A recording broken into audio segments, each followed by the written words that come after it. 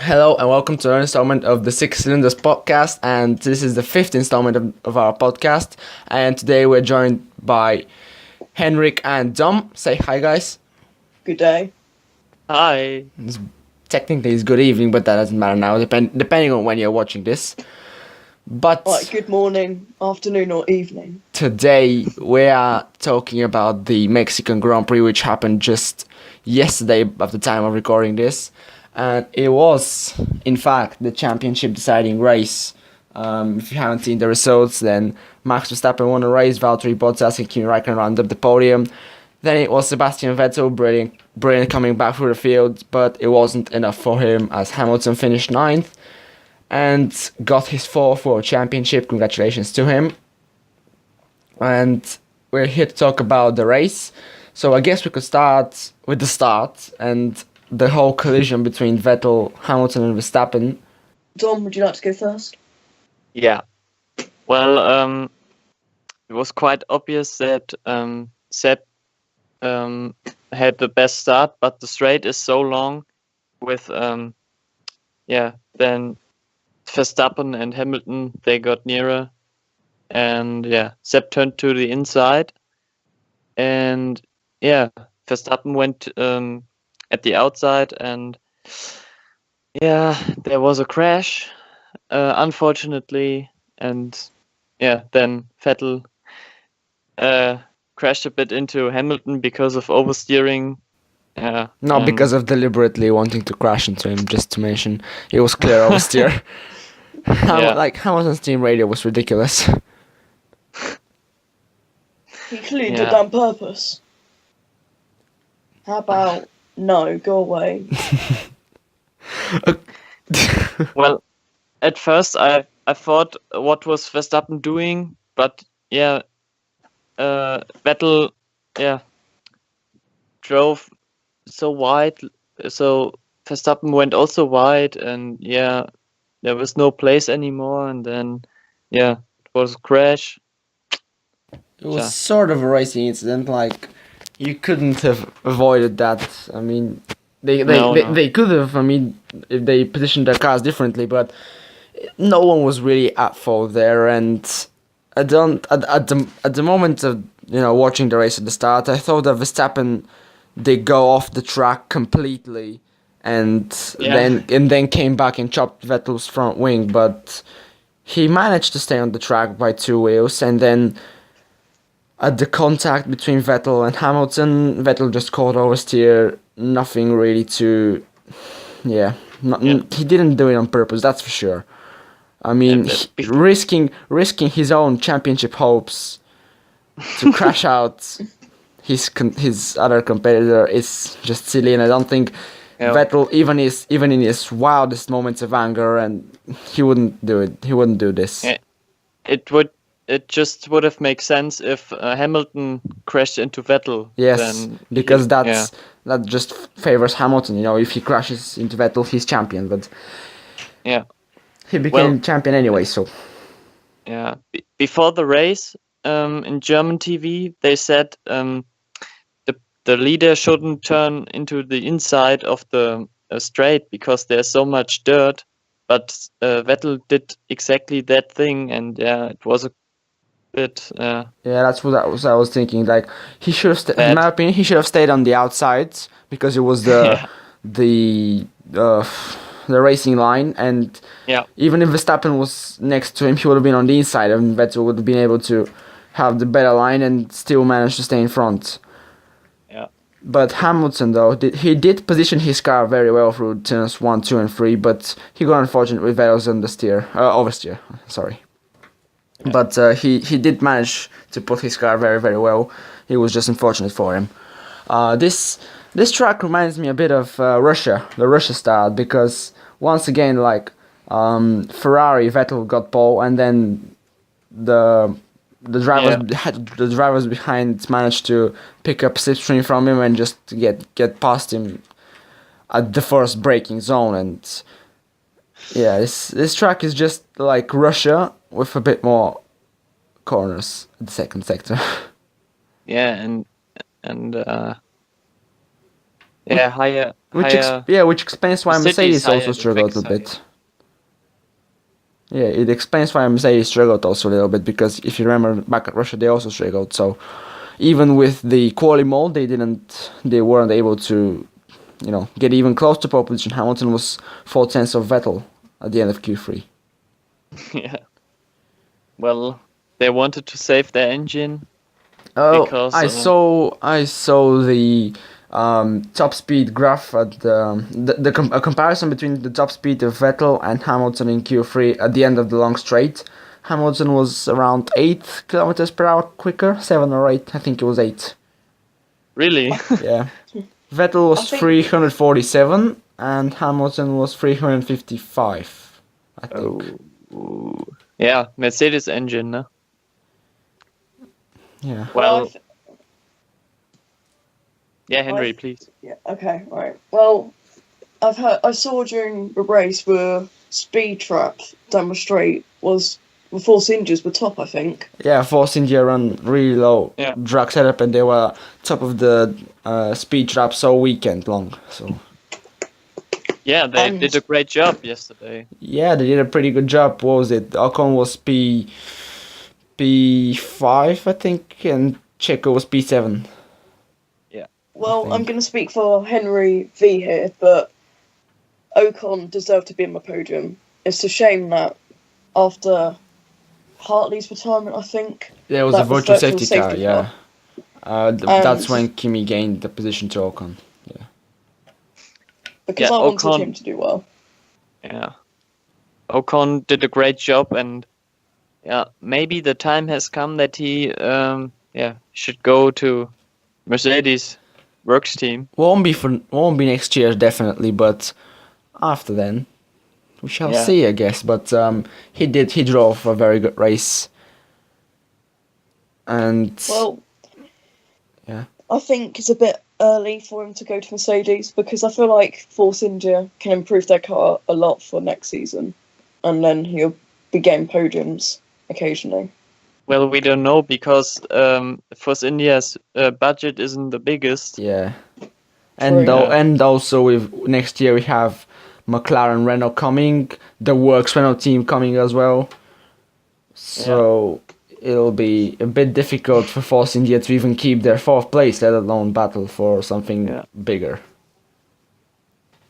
Well, but if they do, then that would be super. Yeah, Renault did a job kind of similar to Honda. Yeah, yesterday that was an awful weekend for Renault reliability. DNFs.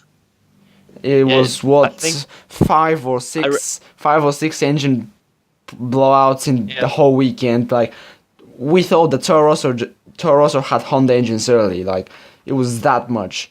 It was what was it? FP2 I think Hartley, then FP3 Gasly, Quali Hartley once again. And then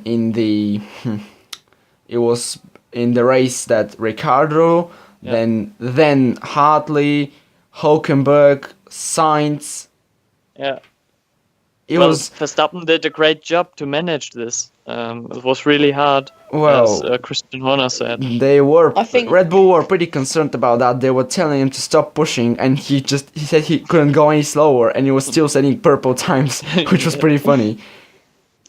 But his team radio, I'm real sorry. His team radio after he passed Hamilton and Vettel on the first lap. Oh, that I was a bit salty that time, because I thought that he was, the reason for the crash. But then again, I mean, it wasn't him, so I honestly can't wait for next year when we get, hopefully, Mercedes, Ferrari, and Red Bull on the same level from the start of the season, and we have drivers like Vettel, Hamilton, Verstappen, and even Ricciardo. And if Bottas finds his feet finally, hopefully, to make it even more interesting. Yeah, and then McLaren and Renault will close up.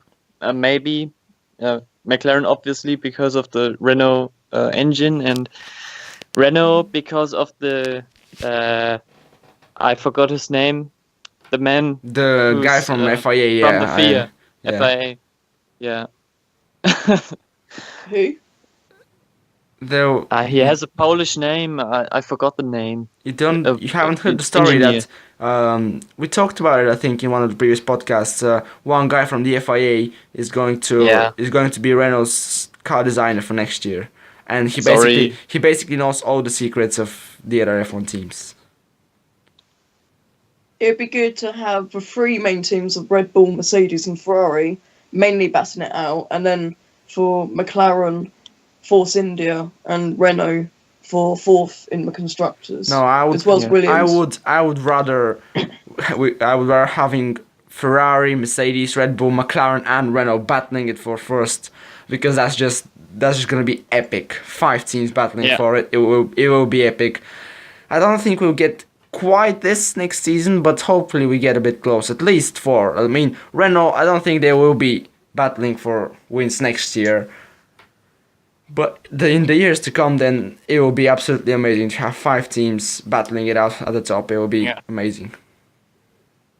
Well, it'd be good if Red Bull get more wins next season, especially as they are now branded as Aston Martin, which I love. Horner and Verstappen did have a slight dig at Adrian Newey, in my opinion, saying that they need to have a better start. And you know that Adrian Newey usually tends to, take as much time as possible to develop the car, and the fast Red Bull comes to the second half of the season, where in the first half it's not really that good for them.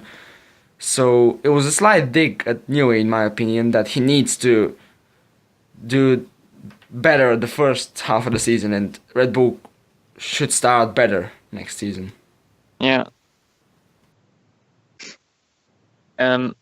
Also, what I not understand is how Williams, this Williams was the second best team after the hybrid era was introduced, and now they are battling for 5th or 6th in the constructors championship. I don't know. Their only hope could be that Stroll improves more and more. He's doing well this season since summer break, I guess, or Baku at least. They're 5th at World Constructors. 5th, yeah. Well, if McLaren and Renault will improve next season, it's hard for Williams. So, what driver will be the teammate for Lance Stroll? What do you think? I think it'll stay the same. As Felipe Massa. I'm not really sure. We have Massa staying is an option, but also we've got the Kubica and the rest of tests that are scheduled for. Kubica did already 2 tests, and the rest is also scheduled to do some tests. And we've also got Danny Kvyat from obviously being dropped from the Red Bull program after the last race at USA. One more time, Verstappen wins the race after Kvyat gets dropped. Yeah. But it's an interesting thing to talk about. I do want to see Kvyat stay because he's not that bad. I prefer Gasly and Hartley, as I said in the previous podcast, so I'm happy that they kept them. But Kvyat is not that bad. I think he deserves one more shot in F1, and Williams would be a good place, especially next year when they will need to prove that they can come back after what's been a difficult season this year, and their car doesn't really seem like it's the best.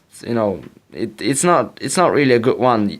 It's good because of the Mercedes engine, but if you get if you're level with McLaren Honda on pace and compare the engines and take them out, you're left with the chassis, and that just shows how bad the car is. Yeah. So Paddy Lowe got there this year, so I don't think he can do magics in 1 year. So I hope that I hope that next year they will be at least more competitive and closer to the top. The thing with Williams is, though, at the beginning of the season, they looked pretty good, didn't they? But now they've been dropping off, and then in some races they've been performing better, and then it's quite inconsistent. And I've just checked now that Lance Stroll has 40 points and Massa has 36. So he's just overtaken Massa in the standings. Yeah, well, I'm not a massive Felipe Massa fan. I was really angry yesterday. Well, that was pretty funny. I mean, he really did make it hard for Vettel, and the fact that he lost the rear, I don't think it was necessarily deliberate turn-in. It's more like he lost the rear and had no chance. But remember the British Grand Prix in 2016, Vettel got penalized for basically almost the same thing on Felipe Massa. Then he didn't run him off the track deliberately. He just lost the rear because it was slippery and got given a 5-second penalty. As this year, the last Grand Prix at Mexico, Massa was not given a penalty. I mean, consistency, FIA. No. Yeah, that's the reason why I was so salty, because, I don't know, Massa did this quite often to Vettel, and yeah, I don't know. Yesterday it wasn't that bad, yeah. Yes, it wasn't deliberate, but if you gave Vettel a penalty last season, then they'll give Massa for basically almost the same thing. I think and some people Williams, continue. No, say. Some people were saying that Vettel deserved the penalty for that, for going off track and overtaking Massa.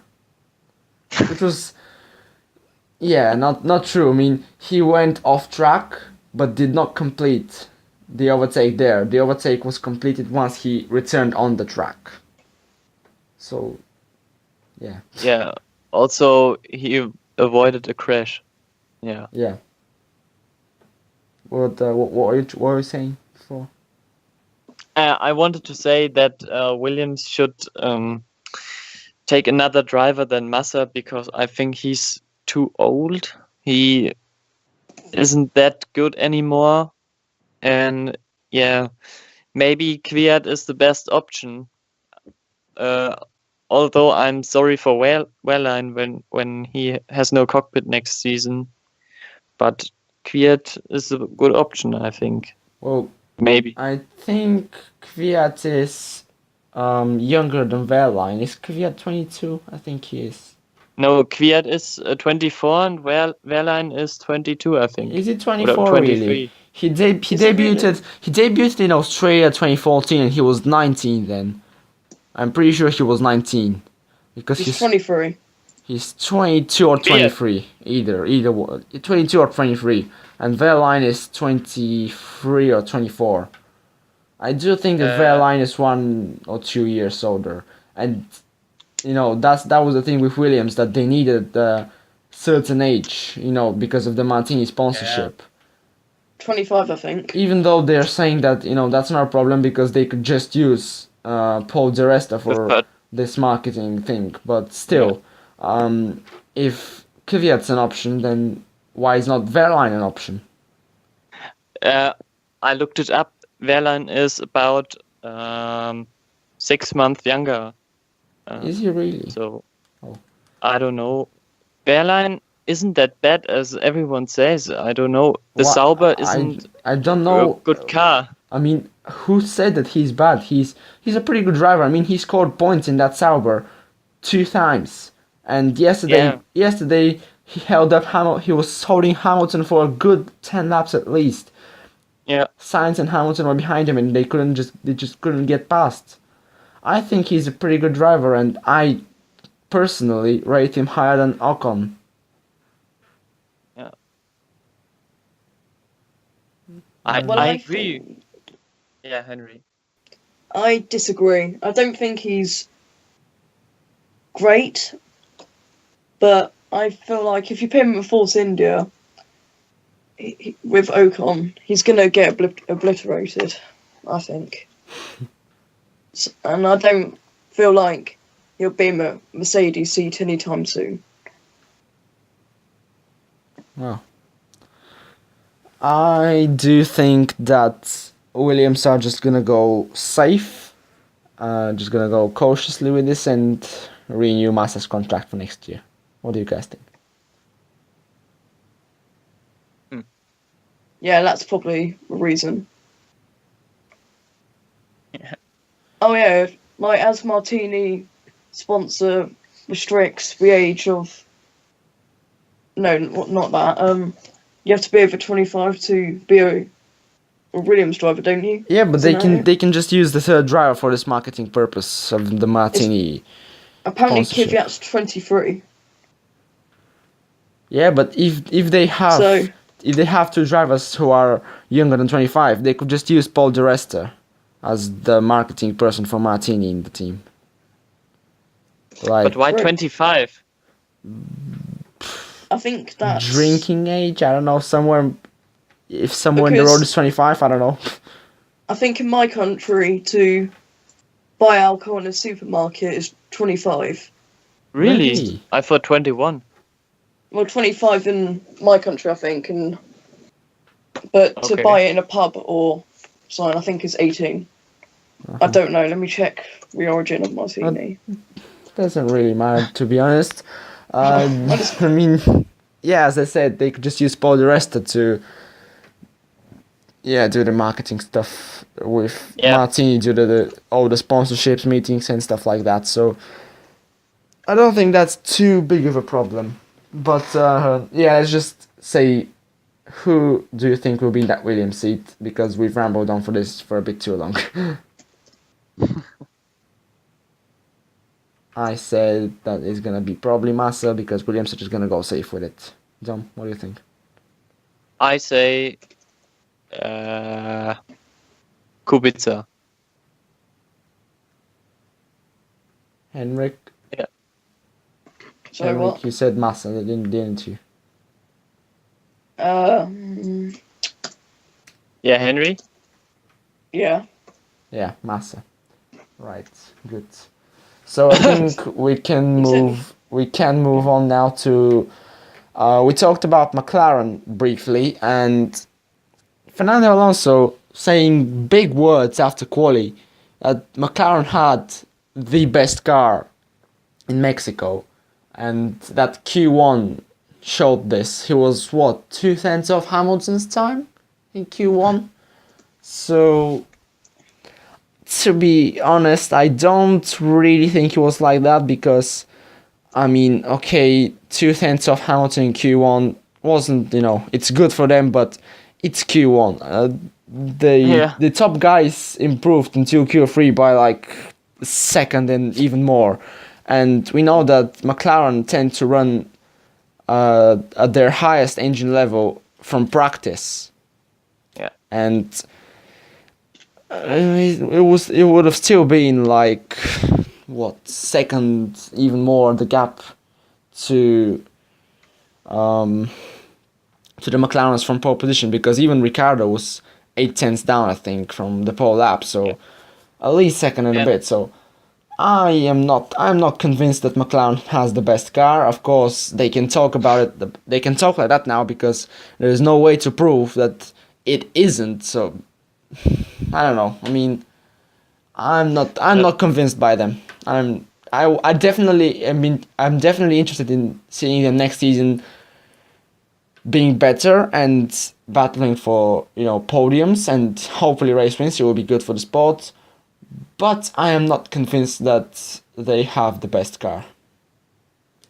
No, and also they have nearly every race weekend new engines. Yeah. And that's so the others have engines that run thousands of kilometers, and McLaren has new, and but Q1 they talk about good. The car itself, not the engine, like the chassis, aerodynamic. Yeah, okay, yeah, but well, the chassis is, don't know if it was so good. They were better in rain than they performed this season. Well, I think Ferrari has the best chassis because, yeah, otherwise they wouldn't be so good this season because of Mercedes engine. Yeah. Yeah, then maybe Mercedes, Red Bull, and then McLaren. Yeah, that's what I also think. But I would swap Mercedes and Red Bull's chassis, like Ferrari, Red Bull, Mercedes, and McLaren, in my opinion. Yeah. Because Red Bull's also improved quite a bit during the season. But yeah, I mean, there is no way for McLaren to prove that their chassis is good because they don't have a competitive engine. So that's why I said that I'm interested in seeing what they do next year. And I hope that they are, there and battling for podiums and hopefully race wins. But my expectation is that they will just be behind Red Bull and comfortably P4 in the constructors, but not enough to battle with the top three. So yeah, I agree. I think what's left is only the predictions for the Brazilian Grand Prix. Do any of you want to go first, or should I go first? Henry wants to go first. No, I don't actually. I Right. don't mind. Right, I'll go first then. I mean, No, I want to go first. okay, go first then. Okay, top 3 quali, isn't it? Or top 5? Yeah. Top 3 quali, top 5 race. Okay. Quali, I'll say Hamilton, Vettel, Bottas. For the race, I'll say Hamilton. Actually, no. Vettel, Hamilton, Verstappen, Bottas, Ricciardo, because I feel like it's going to be wet during the race, but not quali. Well, the forecast is not out for at least, like, the exact forecast won't be out for at least, like, 10 days, so we won't know. But Ricciardo will get a penalty. Yeah, he will probably, because he I don't think that his problem was with has got anything to do with the engine. Actually, I read that it was hydraulic, but I'm not sure. I mean, I thought turbo. Well, it could be. If it is, then it's possible that he gets a penalty. So yeah, we'll see. We'll see. Dom, do you want to go or should I? You. All right. So I'm gonna go for. Brazil is a bit of a power track, so I'll go Hamilton pole, Vettel second, and Bottas third for the race. I think that's, it's the championship's over now. I think we'll get a pretty exciting race, knowing the track and all the past races have been really, really exciting. So I think it'll be a big battle, and it will come out with Vettel on top, Verstappen second, Hamilton third, Bottas fourth, Raikkonen fifth. Okay. I say for quali, Vettel pole, second Verstappen, and third Hamilton. And for the race, Verstappen win, Vettel second, third Raikkonen, fourth Hamilton, and fifth Ocon. Oh, bold. Oh. Ocon. Oh. Did someone say that Sainz was gonna be fourth or fifth for Mexico? Last time, I think someone. I think it was Sainz, yeah. Henry V. Yeah. Well, not much luck with that prediction, but yeah, I guess that's been all for today's Mexican GP podcast. We'll see you next time for the Brazilian Grand Prix podcast. As always, if you liked and enjoyed the video, then hit the thumbs up button, then comment down below what are your thoughts of it and what are your predictions for the Brazilian Grand Prix. Share the video if not too much road to you. Subscribe to the channel if you're around here and to stay alert for future podcasts. Also, follow us all on Twitter. Links will be in the description down below. Subscribe also to everyone who has a YouTube channel. All links, as I said, in the description. And yeah, we'll see you guys next time. Bye. Goodbye. Ciao. Good day.